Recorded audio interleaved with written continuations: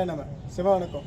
இன்றைக்கி நம்ம எங்கே வந்திருக்கோம் பார்த்தீங்கன்னா மயிலாடுதுறையில் வள்ளலார் ஈஸ்வரர் திருக்கோயிலை பற்றி தெரிஞ்சுக்க வாங்க, சுவாமியை பற்றி தெரிஞ்சுக்கலாம். வணக்கம்ண்ணா, நாங்கள் ஆரூரன் யூடியூப் சேனல்லேருந்து வரோம்.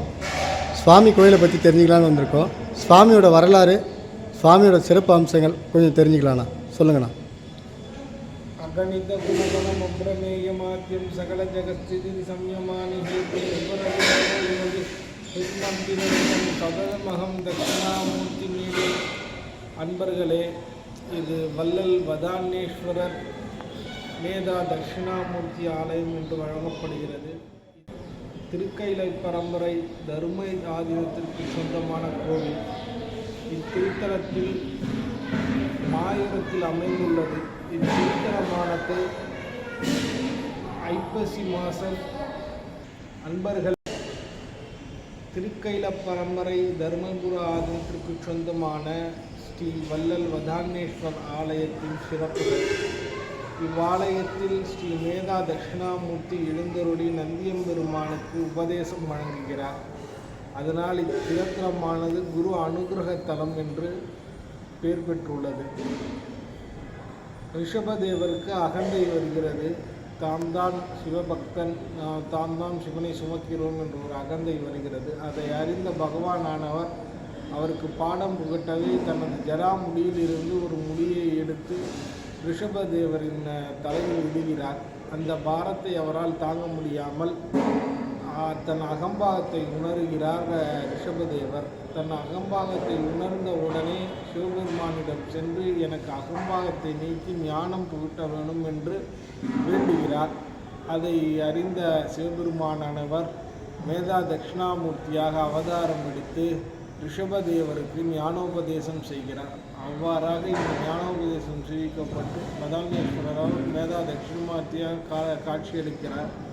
வள்ளல் வதானேஸ்வரர் என்று கூறப்படுகிறது. வழிகாட்டும் வள்ளல் என்றும் கூறப்படுகிறார். அதுபோன்று இங்கு அம்பாள் ஞானாம்பிகை என்று வழங்கப்படுகிறார். ஞானத்தை அருளியச் செய்ததால் இது ஞானாம்பிகை என்று அம்பாள் வழங்கப்படுகிறார்கள். இங்கு ஐப்பசி மாதம் மிகவும் சிறப்பான உற்சவம் நடக்கும் மாதமானது ஐப்பசி மாதம். அந்த மாதத்தில் காவேரியில் கங்கா, யமுனா, சரஸ்வதி போன்ற புண்ணிய நதிகள் காவேரியில் நீராடி புனிதம் பெறுவதாக ஐதீகம். அதனால் ஐப்பசி மாதத்தில் சுவாமி, அம்பாள், பஞ்சமூர்த்திகள் காவேரியில் எழுந்தருளி காவேரியில் தீர்த்தவாரி கொடுப்பார்கள்.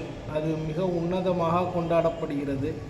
அவ்வாறாக கொண்டாடப்படுகிற பண்டிகை ஐப்பசி மாதத்தில் நடைபெறுகிறது. அது இத்தலத்தின் சிறப்பு. அதுபோன்று இத்தலத்தில் மிக மேதா தட்சிணாமூர்த்தி அவர்களை வழங்கினால் கல்வியில் சிறந்து விளங்கலாம். கல்வியில் மேதையாக விளங்குவதற்கே மேதா தட்சிணாமூர்த்தி என்று தட்சிணாமூர்த்தி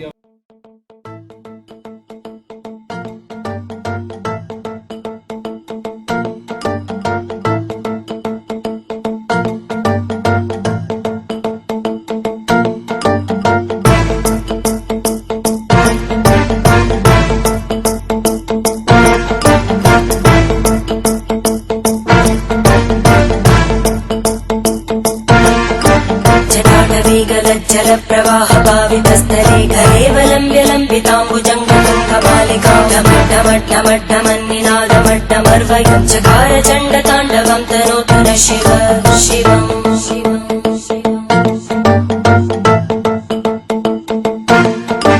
जटाकटाः सम्भ्रमभ्रमन्निलिम्पनिर्जरी विलोलवीचि वल्लरी विराजमानमूर्धनि धगद्धगद्धगज्ज्वलल्ललाटपट्टभावके किशोरचन्द्रशेखरे रति